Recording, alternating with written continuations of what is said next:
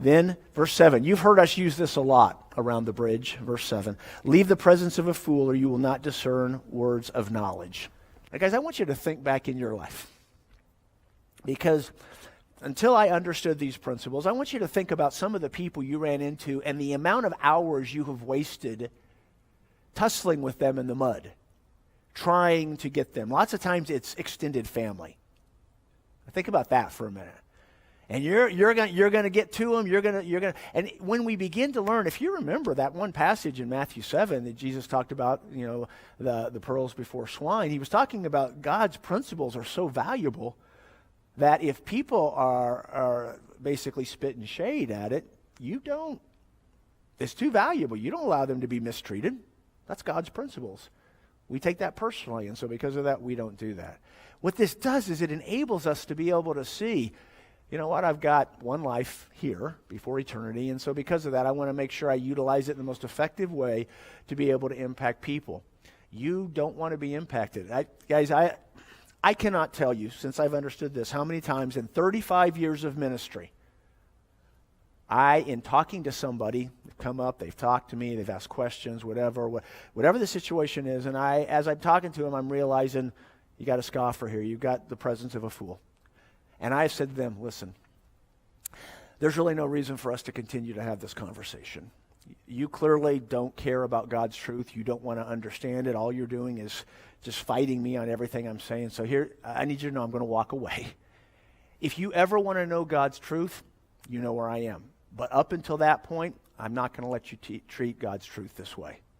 What's fascinating is to watch this person who typically you can't get to shut up because they're a scoffer, and to see their mouth drop to about here. And I've had them say to me, how dare you say that to me? You can't talk to me that way. You're a pastor.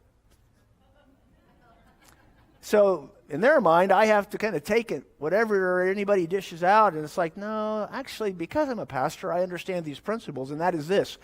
Both of us are wasting our time right now. I'll let you go waste your life being a scoffer. There's no point to us having this conversation because you're not going to listen to God.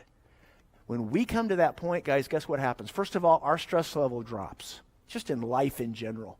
When we begin to realize that that extended family member has no interest in God, and you know what? I will pray for them.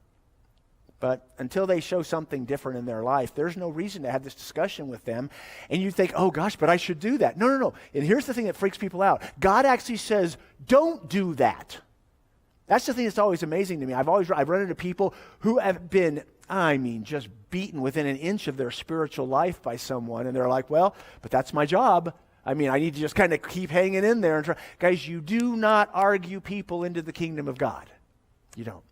Now, people don't understand truth. If people don't understand facts behind the faith, why bad things happen to good people, creation versus evolution, and all the other seminars, okay, we can do all that. But when they do hear the truth and still are spitting back, then what you've learned is you've just stepped into something where, once again, in a variety of ways, God says, leave the presence of a fool, or you will not discern words of knowledge. But how do I know when they're ready? When they stop being a fool. See, it's not about you. It's about them.